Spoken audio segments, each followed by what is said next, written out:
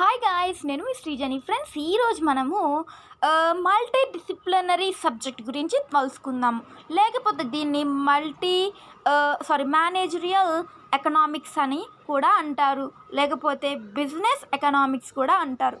Guys, మీరు first of all ఇంకా నా ఛానల్ని సబ్స్క్రైబ్ చేయకపోతే సబ్స్క్రైబ్ చేయండి, లైక్ చేయకపోతే లైక్ చేయండి. మీ నుంచి ఒకటే చిన్న రిక్వెస్ట్, ఒకటే ఎక్స్పెక్ట్ చేస్తున్నాను, ఒక సబ్స్క్రైబ్ బటన్ ఆన్ చేయండి, లైక్ చేయండి. మీకు లేటెస్ట్ అప్డేట్స్ని తెలుసుకోవాలి అనుకుంటే కింద డిస్క్రిప్షన్లో టెలిగ్రామ్ లింక్ని ఇస్తున్నాను, ఇంకా ఇన్స్టాగ్రామ్ లింక్ ఇస్తున్నాను, దాంట్లో ఫాలో అవ్వండి. మీరు బెల్ ఐకాన్ని మాత్రం అస్సలు మర్చిపోకండి, అది కూడా ఆన్ చేయండి, ఎందుకంటే మీకు లేటెస్ట్ అప్డేట్స్ కావాలంటే నోటిఫికేషన్ రూపంలో వస్తుంది. ఓకే, ఇప్పుడు మనము మల్టీ డిసిప్లినరీ సబ్జెక్ట్. ఒకసారి ఈ క్వశ్చన్స్ చూడండి, ఇన్ని రకాలుగా మనకి క్వశ్చన్ అనేది అడగబడుతుంది.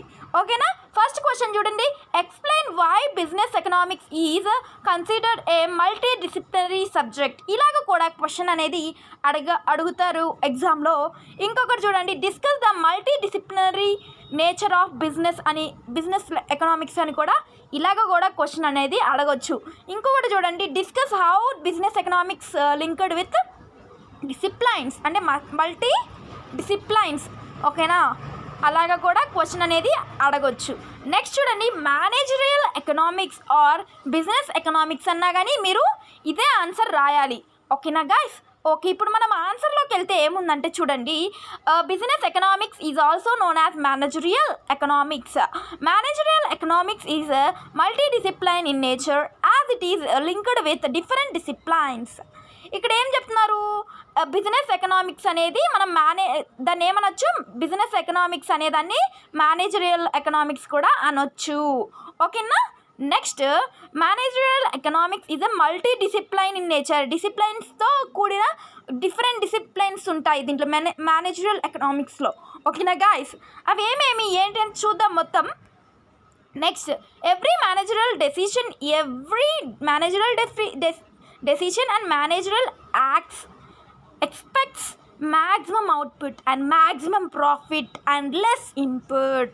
అసలుకి మేనేజరల్ డెసిషన్స్ అంటే మేనేజరల్ ఎక్స్పెక్ట్ ఏం చేసిద్ది, అసలుకి మ్యాక్సిమం అవుట్పుట్ అంటే చాలా ఎక్కువ ప్రాఫిట్ని ఇక్కడ మేనేజరల్ ఎకనామిక్స్ అనేది చూస్తుంది.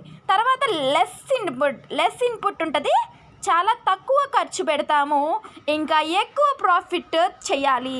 అసలుకి ఇది ఎలాగ సాధ్యమవుద్ది అంటే చూడండి, ఫస్ట్ ఇక్కడ minimizing the cost, minimizing the wages, salaries, wherever possibility are there we can minimize, want to give maximum output to the management. ఇక్కడ మనకి మేనేజ్మెంట్కి ఎలాగ ఎక్కువ ప్రాఫిట్ తేవాలి, ఎలాగ డిక్రీజ్ చేయాలి, ఎక్కడ తెలిసినోడే, ఎక్కడ డబ్బులు తక్కువ చేయాలి, ఎక్కడ ఎక్కువ మనీ సేల్ చేయాలి, అట్లా తెలిసినోడే ఈ మేనేజ్మెంట్ అనేవాడు మేనేజ్ చేస్తారు.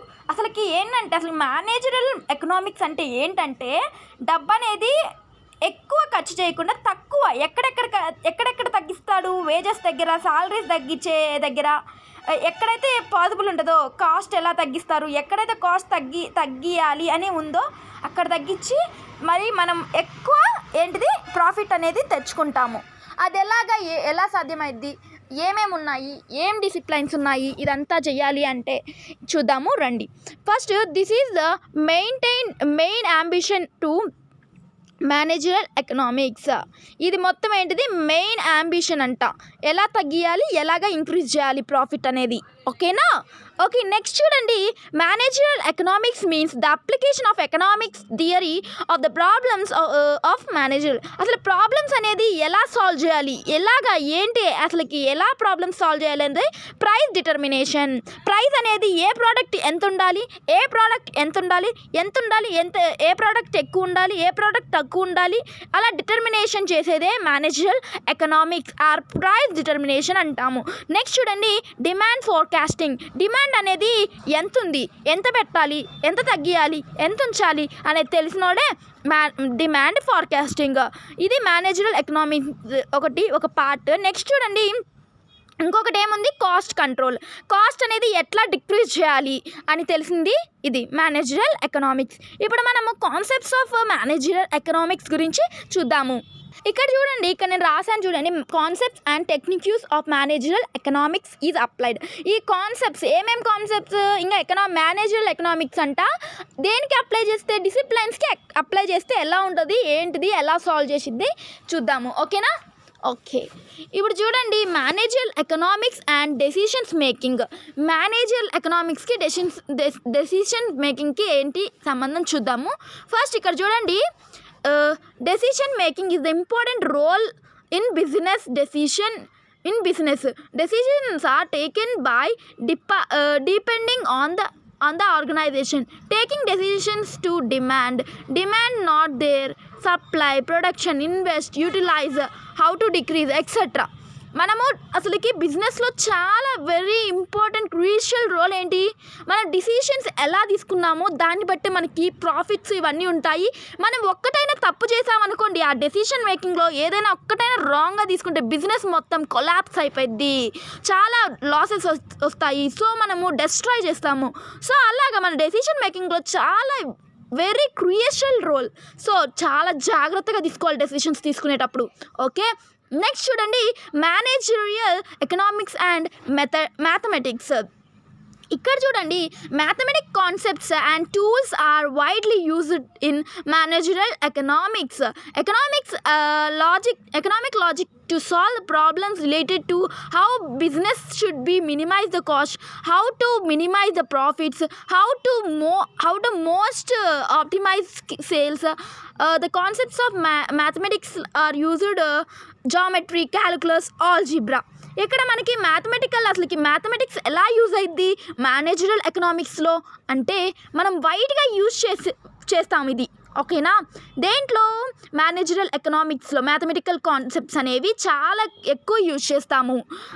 ఇంకా ఎకనామిక్స్ అసలుకి ఎలా ప్రాబ్లమ్స్ అనేవి సాల్వ్ చేస్తాయంటే బిజినెస్ రిలేటెడ్గా ఉంటాయి కదా, లైక్ ఎలాగ మినిమైజ్ కాస్ట్ అనేది ఎలా డిక్రీజ్ చేయాలి, మనము ఎలాగ ప్రాఫిట్స్ అనేవి ఇంక్రీజ్ చేయాలి, ఇంకా అసలుకి సేల్స్ ఎలాగ ఫాస్ట్గా వెళ్ళాలి, మన ప్రోడక్ట్స్ అన్ని ఎలా అయిపోగొట్టాలి, కస్టమర్స్ ఎలా తీసుకునేలాగా చేయాలి. ఇంకా ఈ మ్యాథమెటికల్ క్యాలిక్యులేషన్స్ అనేవి చాలా ఉన్నాయి మన దగ్గర. సో ఇవన్నీ యూజ్ చేసుకొని మనము మ్యాథమెటికల్ క్యాలిక్యులేషన్స్ చేస్తాము, లైక్ జామెట్రీ, క్యాలిక్యులస్, ఆల్జీబ్రా, ఇంకా చాలా ఉన్నాయి, like matrix, input output. Okay, ఇవన్నీ మనకి మ్యాథమెటికల్ క్యాలిక్యులేషన్స్ చేయొచ్చు మేనేజరల్ ఎకనామిక్స్లో. నెక్స్ట్ వన్ చూడండి, managerial economics and operations research. ఇదంటే ఏంటంటే taking effective decisions is major concept of both managerial economics and operation research. Operation research concerned with the complex